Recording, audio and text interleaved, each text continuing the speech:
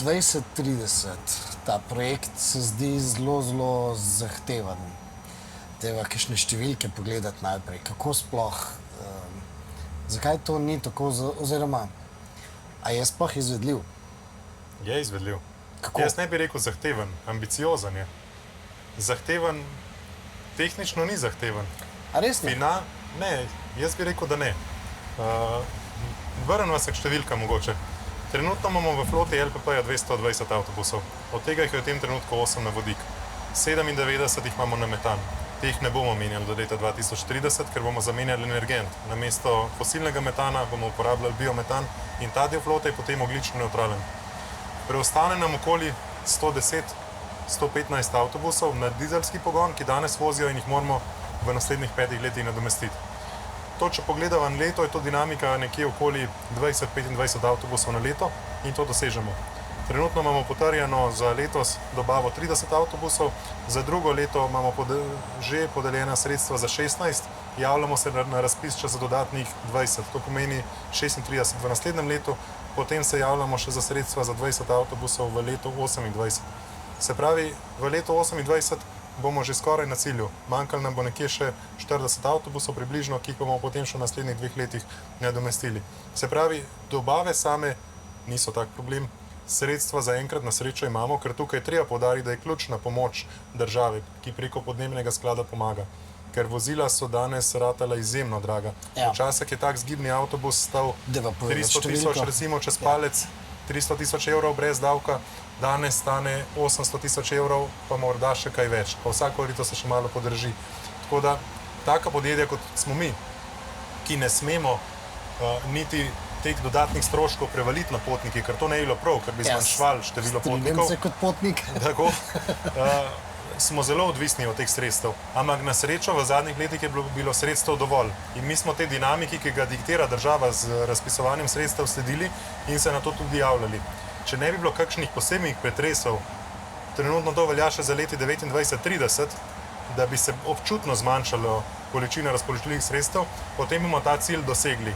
Zdaj sva pa obdelala recimo nabavo vozil. Ja. Na drugi strani mora pa še infrastrukturo, ki mora temu slediti. Sej, to je pa tisto, kar me najbolj skrbi v bistvu, ne? Tako, ta skrb je na mestu, ampak smo tudi o tem začeli razmišljati dovolj zgodaj in naredili dobro strategijo, ki verjamemo, da bo uspela. Kako? Ne bomo skoncentrirali vsega zgolj na eni lokaciji. Imeli bomo v tem trenutku v naslednjih letih 3 lokacije, kjer bomo avtobuse polnili. Se pravi, to prve so Stanežiče, ne? Ena lokacija so Stanežiče, kjer imamo v tem trenutku 12 priključnih mest za polnjenje električnih avtobusov. Druga lokacija je seveda Remiza, kjer imamo tudi v tem trenutku že 12 priključnih mest, pa letos začnemo projekt za izgradnjo dodatnih 24 priključnih mest. Na Remizi. Na Remizi. Okay. Tretja lokacija je pa Verovškova, zraven toplarne. Ja, Šiška. se pravi, Šiška skozi. Koliko Tako. tam? Tam je pa trenutno imamo odobreno sredstvo oziroma sofinanciranje za 24 priključnih mest. Glede na prostorsko razpoložljivost ocenjujemo, da bi lahko nekje do 40 priključnih mest še na tisti lokaciji zagotovili. Ok, sam če rečeva, zdaj se pravi 12 plus 24 za 36 plus še 24. Zdaj smo recimo na 1,72, no pa še mogoče, da imamo na energetiki še prostora za 1,15, no ja, se strinjam, cirka 30 jih še manjka. Ne, pa sem se nekaj bolj skrbi v bistvu, ta polnilna mesta morajo dobiti elektriko, ne? Ja. A ni to največji problem? Ja in ne, no, bom tako rekel. Za floto 100 avtobusov je približno 5 MW priključne moči potrebne. To danes niso več take številke. Danes govorimo o megavatnih polnilnih parkih. Danes polnilnice obstajajo ob avtocesti, ki premorajo 350 recimo kilovatov priključne moči ali več, ne. Recimo za en Tesla Supercharger, eno lokacijo, je tam 1,5 MW, 2 MW priključne moči imajo za osebna vozila. Tako da 5 MW ni neka astronomsko velika številka, ki ne bi bila zmožna. S tem, da govorimo o 3 različnih lokacijah. To pomeni, da na lokaciji Remize bomo potrebovali cirka 3,5-4 MW, potem pride še lokacija Verovškova, kjer nismo omejeni z električno močjo, zato ker je v neposredni bližini elektrarna, in pa Stanežiče, kjer pa tako in tako danes to že imamo, pa širitev ni predvidena zaenkrat. Ampak, se pravi, elektrike bo dovolj v vsakem trenutku, vse dni v letu. Bo. Jaz verjamem, da elektroenergetsko omrežje to zmore, da to ne bi smel predstavljati prevelike težave. Tako Kot obremenitve za... obremenitve se je potrebno zavedati tudi, da narava polnjenja, dinamika polnjenja je pri avtobusih zelo predvidljiva. Mi za teden naprej ali pa mesec naprej točno vemo, koliko bomo v določenem časovnem terminu ali delu dneva porabili in se temu primerno lahko, vkolikor bi res to nekoč bila težava, bi se lahko elektrodistributerji tudi na to prilagodili. Zdaj pa mi praviloma polnimo po noči, kjer je pa tako ali tako elektrike dovolj, ker takrat industrija večinoma stoji, takrat je tudi tarifa trenutno nižja, ravno zaradi tega, ker določeni presežki ostajajo takrat elektrike v omrežju in mislim, da to ne bi smelo predstavljati prevelike obremenitve elektroenergetskega omrežja. Se pravi, v bistvu je problem samo polnjenje čez dan, takrat, kadar se vrnejo v bistvu recimo ostane žiče in... Teoretično bi lahko bila težava takrat, kadar so te največje dnevne špice. Največje dnevne špice pa mislim, da jutranja je okrog 6, takrat enkrat med 6 in 7 in popoldanska mislim, da je okoli 2, 3, tam nekje je špica. Takrat, kar se tiče elektroenergetskega omrežja. Ampak mi med špicami, ko je največja potrošnja, takrat je tudi največje število potnikov na cesti in takrat so vsi avtobusi tako in tako na cesti in se ne polnejo. Tako da mi smo ravno obratni z dinamiko gospodarstva, recimo. Se pravi, to itak pomeni, da če bi recimo v bistvu zmanjkovalo baterije spodaj, v baterijo boste vi itak se malo prej ustavili in prej dali polniti. Ja. Izvajanje prevozov z baterijskimi električnimi avtobusi je skrbno načrtovano. Ja. To pomeni, da vnaprej informacija o delovni nalogi, ki jo bo vozilo tisti dan prevozilo, se pošlje v vozilo in v bistvu program v ozadju že preveri, ali ima vozilo glede na predviden potek vožnje za tisti dan, glede na klimatske razmere za tisti dan dovoljšno količino zalogo energije, da bo lahko normalno to delovno nalogo prevozilo. In tukaj nekih do napak ne bi smelo prihajati. Vkolikor pa bi se zgodilo nekaj izrednega, pa potem je naloga prometnika v našem nadzornem centru, ki 24 ur na dan dela, da odreagira in tako vozilo na liniji zamenja. To je pa podobno, kot če pride danes do okvare avtobusa, kar se tudi zgodi, pripeljejo drug avtobus, rezervist ga pripelje, zamenjata ga lahko na končni postaji na liniji, če potrebno in se naprej izvaja. In te rezerve so pa dizelske. Ja. V prihodnje bojo to tudi električne rezerve, ampak trenutno seveda so rezerve dizelske. Ja. Mi vedno se trudimo, da čim več novih vozil vključujemo v promet, te starejši pa so bolj v vlogi rezerve. Ja.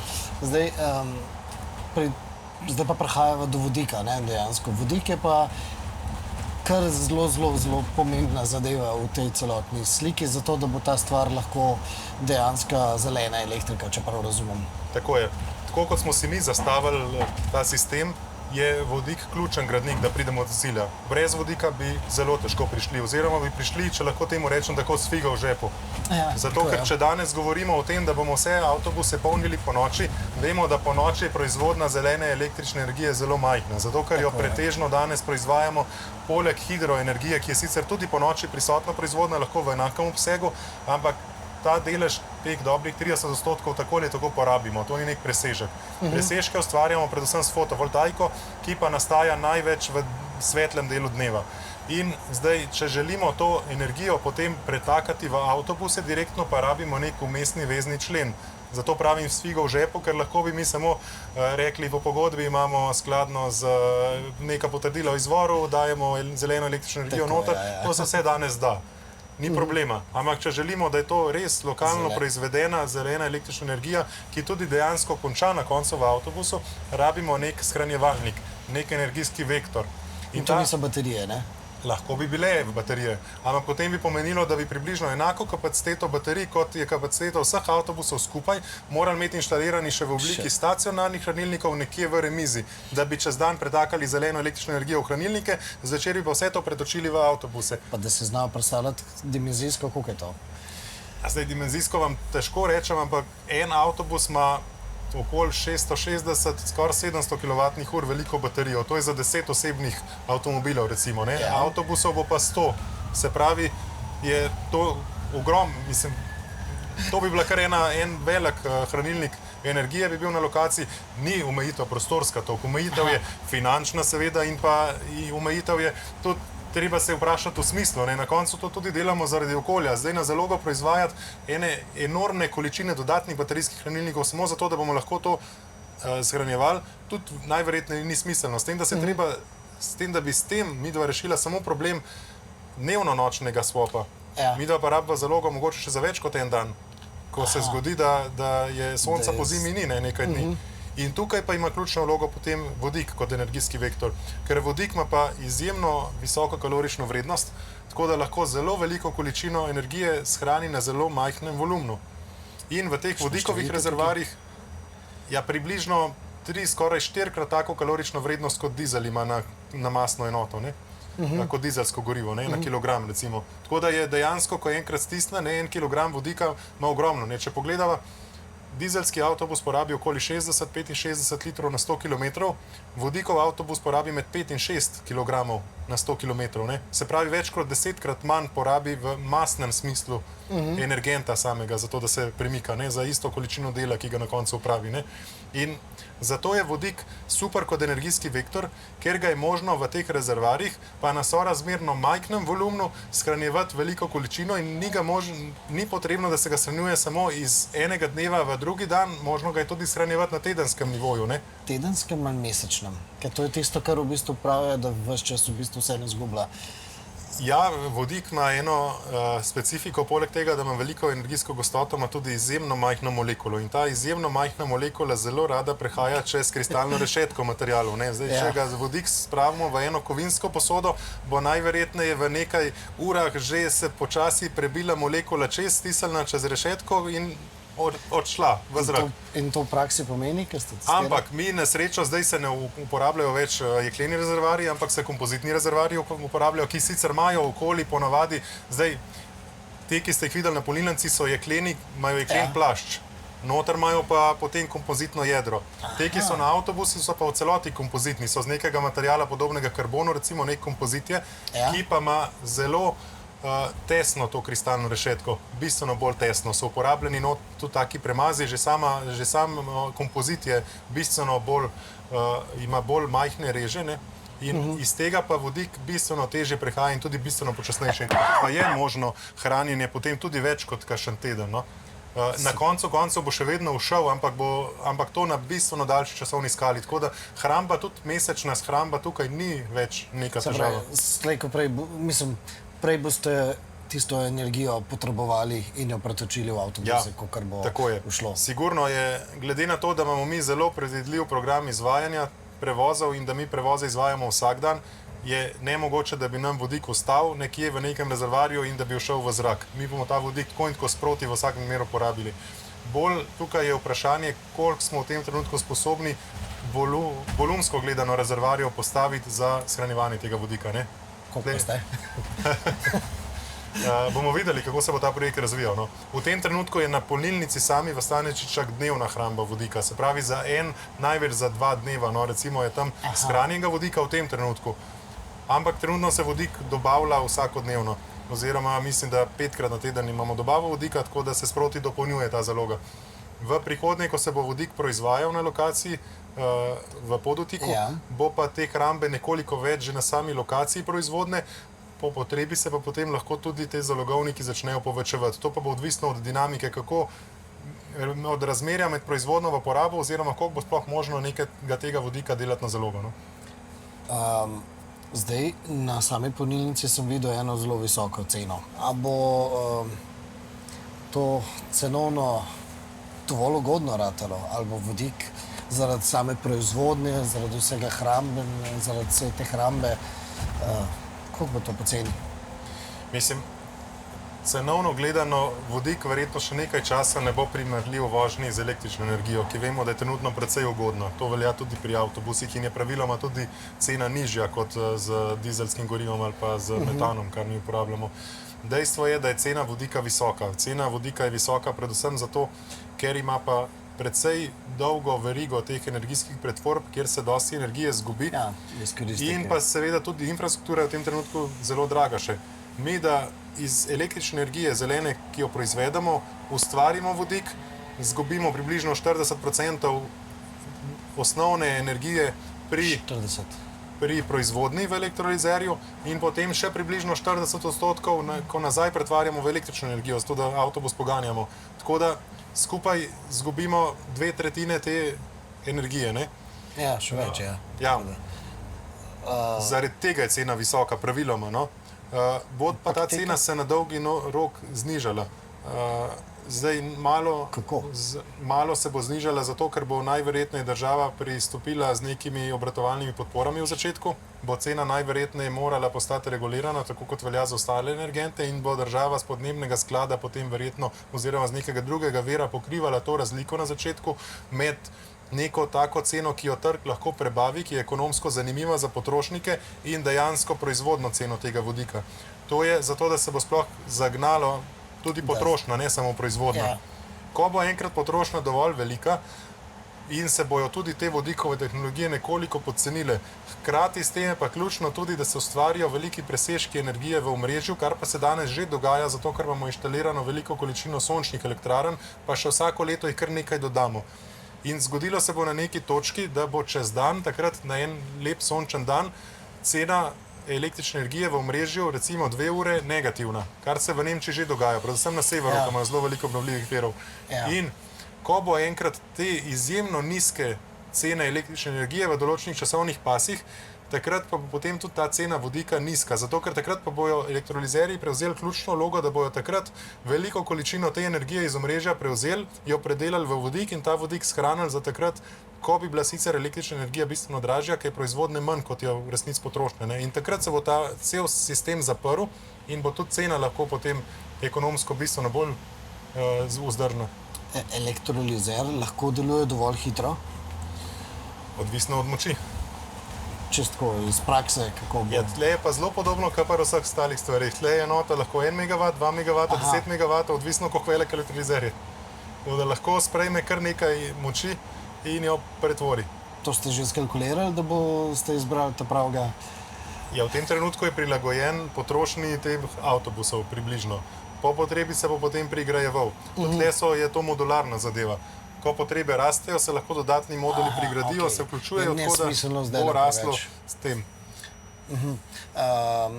Ampak, da se vrnemo, no? Elektrolizer sam po sebi, če govorimo tle o nekih velikih presežkih, nikoli ne bojo elektrolizerji direktno mogli prevzeti zelo veliko količino energije, ampak tukaj pa lahko prevzame vlogo nek sekundarni stacionarni baterijski hranilnik, ki pa lahko zelo hitro prevzame veliko količino energije in jo potem v naslednjem, ne vem, večurnem, 8-10-urnem pasu dovaja elektrolizerju, elektrolizer pa počasi potem predela v vodik. Se pravi, v vsakem primeru kombinacija?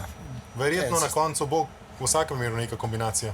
Aha, ok, ampak zdaj mi je šlo, kdaj pa bo tista točka preloma, ko bomo mi lahko rekli, da smo vsaj približno ceno nekako spravili tako nizko, da se bo ta stvar tudi se ekonomsko verjetno ne bo nikoli splačalo, ker je vedno v bistvu to pač odločitev za čisto, ne?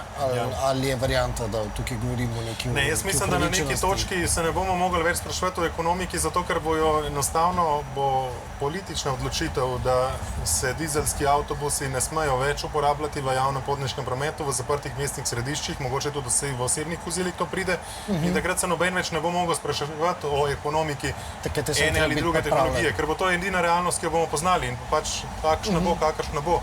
Takrat se bomo lahko samo spraševali vodik ali elektrika. In elektrika pa bo vedno cenejša, kar se OPEX-a tiče. Se pravi, baterijski električni avtobus bo imel vedno verjetno nižji OPEX kot vodikov avtobus. Tukaj pa ravno prijemo do tega komplementarnega pristopa. Se pravi, da dve tehnologiji kombiniramo na tistih in od vsake potegnemo določene prednosti. Nikoli verjetno ne bo imela Ljubljana 200 vodikovih avtobusov, ker ni smiselno. Bo pa imela verjetno, ko dosežemo končni cilj, 40, morda 50 vodikovih avtobusov, ostale pa električne. Zato, ker so tudi delovne naloge različno dolge. Določene delovne naloge so zelo kratke, določene so pa zelo dolge. In za tiste zelo dolge delovne naloge bomo potrebovali avtobuse zelo dolgo avtonomijo delovanja. Se pravi, da bo jasno, katere proge bojo na vodik, pa katere bojo na elektriko. Mislim, na tak način mi ne ločujemo na tak način. No, zdaj v začetni fazi bo večina teh vodikovih avtobusov na liniji 1, ampak predvsem zato, ker bodo tam začeli in končali svojo delovno nalogo, ker se bodo tam tudi polnili. Ampak drugače pa predvsem mi razporejamo po dolžini, ne po številki. Ne, sem razmišljal ravno zaradi dolžine. Ampak ni dolžina določena po liniji. Lahko je zelo dolga služba na katerikoli liniji. To je bolj kako so te bloki posamezni zloženi med sabo. Aha, Aha, se pravi, tudi če imate v bistvu kratko progo 20 Ja, km, to potem... pol več krogov naredi. To je odvisno, mislim, na koncu vpliva povprečna hitrost na tisti progi, na to, koliko bo skupno število kilometrov, ampak tudi kako so te, mi temu rečemo bloki, no, ker gradi se vedno iz posameznih blokov, se skupaj sestavlja potem delovne naloge in od tega odvisno, no, koliko kilometrov na koncu naredi. Ciljem na to, ker v bistvu potniki dejansko ne bojo mogli nikoli vedeti, da se peljejo na elektriko iz vodika ali na elektriko iz baterij. Ja, videli bojo edino zato, ker mislim dobro, na tem zadaj piše, da je fuel cell, tako da to se že vidi, pa malo se gor kadi iz gorivne celice. Drugače pa kar se notranjosti tiče, ne bojo čutili nobene razlike. Po hrupu sta, oziroma po zvoku sta enaka, po konfiguraciji sta enaka, tako da potnik bo zelo težko opazil razliko. Ok, pa da bo še povedala še eno številko, koliko je razlika, koliko je avtobus, ki ima dodatek vodika, koliko je dražji od baterijskega? V bistvu na tem razpisu, ko smo kupili, ker je Mestna občina Ljubljana kupila teh 8 avtobusov na vodik, smo dosegli res zelo dobro, zelo nizko ceno, tako da je bila celo razlika dosežena minimalna. To govoriva okoli 810 tisoč evrov brez davka, je tak avtobus, ki zdaj na njemu sediva. Baterijski električni, ki smo jih kupili približno eno leto kasneje, pa prihajajo vsak čas, so bili pa 780 tisoč brez davka. Tako da je bila razlika minimalna. Zdaj v praksi naj bi bil vodikov nekaj, morda 10%, 10 do 15% dražji, teoretično. V praksi pa se potem izkaže, da je zavisi od številnih dejavnikov. No, tudi interesa proizvajalca, koliko zelo si želi na določen trg prodreti oziroma zmagati javno naročilo, potem to je pač njihova interna cenovna politika, kako določijo ceno za posamezni trg. Ampak glede na kompleksnost bi moral biti vodikov avtobus dosti dražji. Je pa res, da ima vodikov avtobus bistveno manj baterij, ki pa so tudi zelo drage, no, tako da tukaj potem nekako tehta zgleda to razliko. Pa dobro, če je mehna razlika, zakaj niste vzeli vseh teh kombiniranih?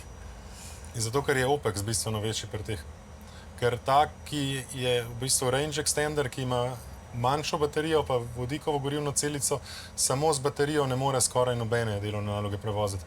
Zdaj, ko smo jih testirali nekaj mesecev, smo imeli zelo omejen nabor delovnih nalog, kjer ga lahko uporabimo, ker je naredil res majhno prevozeno razdaljo, lahko naredil opravo in tudi ni prilagojen vožnji samo na električno energijo. Imel precej visoko porabo. Če pa vozimo na vodik, pa enostavno je pač operativni stroški bodo toliko višji, da ni smiselno. Poraba je bila koliko? Električne energije. Ja. Električno energijo smo imeli res visoko porabo, ampak mislim, da tle gre iskati razlog tudi v tem, da komponente zaradi tega, ker ni bila vodikova gorivna celica vključena, da komponente niso med sabo ustrezno usklajene za tak režim delovanja in je bila zaradi temu primerno bistveno večja poraba za gretje potniške kabine, kjer uporabljamo sicer toplotno črpalko, uporablja avtobus za gretje. Tudi takle? Ja. Aha. Vsakem primeru. Ker, kakor sem slišal, vodikova gorivna celica proizvaja nekaj ekstra toplote, ki jo lahko izkoriščate, ne? Ja. To je pri avtomobilih. Tukaj? Tudi. Ta avtobus ima zelo zapleten termalni management, tako da kombinira vse vire toplote, tako vire kot ponore, na način, da dosega čim višji energijski izkoristek na koncu. Tako da v zimskem času se vsa odpadna toplota, ki nastane pri pretvorbi vodika v gorivne celice, to je teh 40%, ki so prej omenila, se v celoti porabi, jo zajamemo in porabimo za ogrevanje kabine, tako da ne gre nič v nič. Je pa res, da v poleti pa je situacija nekoliko drugačna, takrat pa imamo tako in tako presežek toplote, že itak zaradi hlajenja kabine in še zaradi proizvodnje na vodikovi gorivni celici, takrat pa gre ta toplota vsa v zrak. Aha, v zrak, ok, se pravi. Ja, v zrak, čez hladilnike na strehi. Super. Na tiskovni konferenci ste rekel, da brez tega, da pa bomo spremenili navade, ne bo šlo. Pa kakšne navade moramo zdaj spreminjati? Ja, mislim, navade predvsem glede uporabe osebnega vozila. Aha, osebno, samo to. Potniki tukaj ne bo treba nič, ne? Ne, mislim, potnik sam po sebi potnik Mi se bomo k večjemu potniku približali, tako da bo čim manj svoje navade mogel spreminjati. Mi se moramo približati komoditeti, ki jo potnik doseže z uporabo osebnega vozila, zato da se bo pogosteje odločal za uporabo javnega potniškega prometa. Ampak to bomo lahko naredili samo, če bo javni promet dovolj pogost, dovolj zmogljiv. Tukaj pa so še rezerve. Seveda. Vemo, tudi iz prakse ne vemo. Seveda, rezerv je tukaj kar nekaj. Zdaj pa, če se jaz navežem na tiskovno konferenco župana, smo slišali, omenijo, da lahko pričakujemo v naslednjih 5 letih približno sočasno, je to časovnico uskladil z časovnico zamenjave vozil, rumene pasove na vseh glavnih mestnih vpadnicah. To je sigurno ključen korak, da se uvedejo rumeni pasovi. Župan je omenil Zaloško cesto, ki bo šla v prenovo, Celovško cesto, kjer manjka še ta del, ki je bil v bistvu zdaj infrastrukturni poseg izveden, ki omogoča sploh uvedbo rumenega pasu na področju pri tunelu, ne pri tem izvozu v Šentvid, da se potem zveznost uvede od Stanežič do centra. Potem v okolici potniškega centra Ljubljana se vse nove prometnice gradijo z rumenimi pasovi, Masarikova, Trkova, F, Vilharjeva. Tako da teh rumenih pasov bo v naslednjih nekaj letih res dosti. To bo pomenilo samo v tem, da boste pregnali pač ven avtomobiliste, ne? Ampak v resnici pa že danes vidimo, da je problem, da tudi tisti, ki bi dejansko šli v bistvu na javni promet, v bistvu vidijo, da je recimo premalo pogost, ne? Recimo skozi Rožno dolino, ne, gre tista 18-ka kolikrat v bistvu parkrat samo na uro, ne? Se pravi, če ne ujameš recimo tistega pasu, ne, potem dejansko velikokrat čakaš, ne? Tudi, ne vem, iz Bežigrada do Šiške recimo, če prideš ob napačni uri, potem moraš čakati, ne vem, 15-18 minut, nekaj takega. Ne? V tem času si pa že praktično peš, ne? Drži. Tukaj je treba upoštevati, da gre za skupek ukrepov. En sam ukrep parcialen ne bo nič rešil. Ja, rumeni pas je super, smo 2 minute hitreje na cilju, prehitimo en velik delež osebnih vozil, tisti, ki sedijo v osebnem avtu, se jim zdi trapast, da gre avtobus mimo njih. To je super učinek, ampak ne rešuje vseh teh problemov, ki ste jih vi navedli. Vse te probleme lahko rešimo s kombinacijo. Rumen pas, še inteligentno krmiljenje, kar še dodatno povečuje hitrost, ampak smo še vedno pri hitrosti. Zdaj pa, ko je enkrat so vozila na eni liniji hitrejša, imajo krajši potovalni čas, z istim številom vozil lahko na isti liniji vozimo z nižjo frekvenco. Se pravi, je tle ekonomika s krajšim razmakom med njimi. Ne? Se pravi, če imamo danes na liniji 1, recimo 13 ali pa 14 avtobusov v konici, bomo z istim številom avtobusov ob recimo višji potovalni hitrosti lahko interval za minuto ali 2 skrajšali. Pa nismo rabili še nič za to dodatnih sredstev dati. To je prva zadeva. Druga stvar je seveda, da bomo morali dodajati tudi dodatne avtobuse, predvsem v konicah. Tudi to je v načrtu. Trenutno je pač flota v prenovi, recimo, da smo malo vmes kakšno priložnost zamudili, so bili pač take razmere. Trenutno zelo intenzivno investiramo v obnovo flote, hkrati bomo floto tudi širili. Ljubljana, glede na število prebivalcev, pa glede na potencial, ki ga ima, bi sigurno že danes lahko imela približno 15-20% večjo floto vozil. Se pravi, to govorijo o 270-300? Ja, sigurno. To smo hitro na plus 40, plus 50 avtobusov, kar smo potem recimo na 260-270. In s tem bo že bistveno skrajšana recimo lahko frekvenca na kakšnih takih linijah, ki ste omenjali. Se pravi, na robni pogoji, tam, kjer v bistvu se pravi, ne vem, tako. Takrat v bistvu jih. Koliko pa je tista interval, ki bi bil nekako smiseln? Mi intervale določamo načeloma glede na potencial ali pa glede na število potnikov na določenem področju. Zdaj smiselen... Dejstvo je to, da v bistvu ne bo se v bistvu povečali, če ne boste vi prisilno... Ja, seveda, mi bomo najprej morali ponudbo povečati, da bo to ustvarilo povpraševanje. Ne moramo reči, da če bomo čakali, da se bo povpraševanje samo od sebe ustvarilo, se ne bo nikoli. To je meni jasno. Mislim, da povpraševanje danes je že večje, kot ga dejansko mogoče zmorete vi zaznati glede na samo ponudbo, ne? Drži. Sigurno, zdaj na kakšni osnovi nek potniški potencial se da zračunati ne glede na trenutno porabo ali pa povpraševanje. To so določeni prometni modeli, ki to naredijo. Trenutno izvajamo tudi študijo prenove sheme linij, ki je zelo obsežna študija. Zadnja taka zelo obsežna študija je bila izvedena leta 1991, ko se je še razmišljalo o uvedbi tramvaja v Ljubljani. Zdaj se na tej osnovi dela prenova te študije, ki bo zasnovala neko sodobno, moderno mrežo, shemo linij.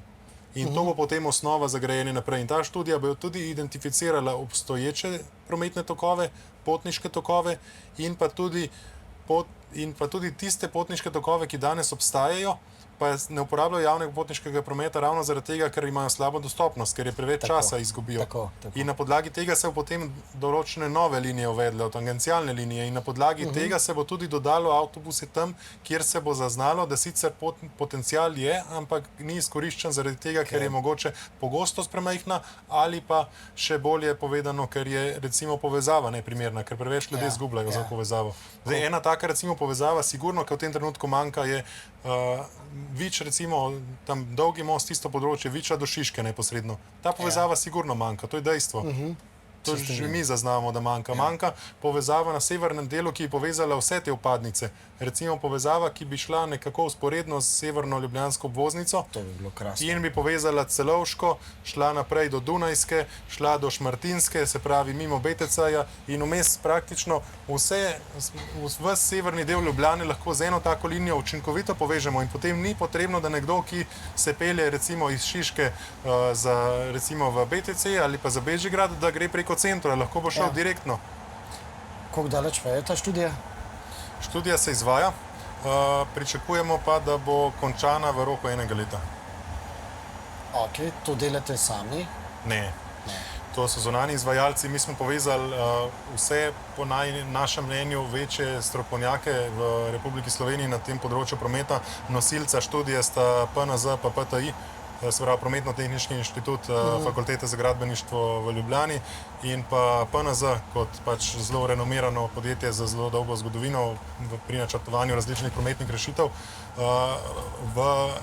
Potem pa bomo vključevali tudi širšo javnost, tudi razne nevladne organizacije bomo vključevali, različne strokovnjake z področja prometa, tako da bo na koncu rezultat te študije nekaj, kar bomo vsi na koncu verjeli, da je prava rešitev in znali za tem tudi stati. In potem bi bila lahko ta nova shema vključena oziroma predana v uporabo, se začela izvajati nekje z izgradnjo infrastrukture v okolici potniškega centra Ljubljana, ko bodo te ključne prometnice v tem območju prenovljene, ker to je predpogoj, da lahko gremo na novo shemo in tudi to, da se ta ključna ozka grla odpravijo. In trenutno trko je Šmartinska in potem Masarykova in navezava na Šmartinsko, pri Ortobaru imamo to ozko grlo, ki ga je treba odpraviti. In to bo zdaj v naslednjem zelo kratkem obdobju bo to odpravljeno. Masarykova se bo razširila v bulevard, dobila bo rumen pas, podvoz pri Ortobaru se bo razširil na več kot dvakratnik trenutne širine in potem tukaj bojo omogočeni pogoji za neko drugačno zasnovo in načrtovanje teh linij. In potem pride v Nova Zaloške, verjetno bo v temu mogla slediti še Njegoševa in se bodo lahko tudi neke bolj zmogljive mestne linije uvedle, ki bodo predstavljale hrbtenico temu omrežju. Zdaj sva seveda odprla v bistvu potrebo potem, da se še enkrat dobiva, pa se gremo voziti po Ljubljani in obdelovati te teme. Me pa se eno še zanima, zdaj tam na otvoritvi smo videli tudi osebni avtomobil s pogonom na goriv na celico. A to pomeni, da boste zdaj mogoče tudi kupili tolikšno število avtomobilov in naredili v bistvu lastno taksi floto? To je mogoče še malo prezgodaj, da bi o tem govorili, no mislim... Ne, za konkretno to nismo, ker tudi zato, da bi imeli lastno floto taksi vozil, ni nek odločilen faktor to, da obstaja vodik danes. Mi bi lahko že z električnimi vozili brez težav to izvajali, ampak mislim, da ta zadeva v tem trenutku ni še tako zrela. Ni pa to niti popolnoma v naših rokah. Tle se morajo določeni pravni oziroma zakonodajni okviri postaviti na nivoju lokalnih skupnosti ali pa celo države, ki bodo omogočile mogoče večjo regulacijo na področju izvajanja taksi služb in ki bi lahko tako pristojnost potem organiziranja taksi službe tudi prenesli na kakšno mogoče javno podjetje oziroma kakšno drugo podjetje. Ampak mislim, da od tega smo še zelo daleč, pa tudi osnovni fokus LPP-ja ni v izvajanju takega tipa prevozov, individualnih prevozov, ampak predvsem v masovnem prevozu. Tako da mislim, da ne bom rekel ne, da se to nikoli ne bo zgodilo v tem trenutku, pa mislim, da nismo prav blizu. Ciljem predvsem na to, bo šlo naprej v avtomobili, prevozi na klic, kolesa. električna kolesa in tako naprej. manjši segment tega pa že danes pokrivamo tudi mi. Prevoze na klic imamo, tudi prevoze, kot mi pravimo, na poziv v četrtni skupnosti Sostro izvajamo, kjer pa so neka manjša osebna vozila ali kombi, ki lahko od vrat do vrat izvajajo dostavo za tiste, ki nimajo dostopnosti do javnega potniškega prometa. Tako da na tak način sigurno bomo pokrivali, ampak to ni konkurenca taksi službam, niti ni ekvivalent taksi službe, je neka dodatna mobilnostna storitev, ki se na določenih področjih uvaja in se bo verjetno tudi v prihodnje širila. Ok, mislim, da je boljše, da pustiva par tem še za drugič, tako da lepo hvala za tole. Hvala lepa.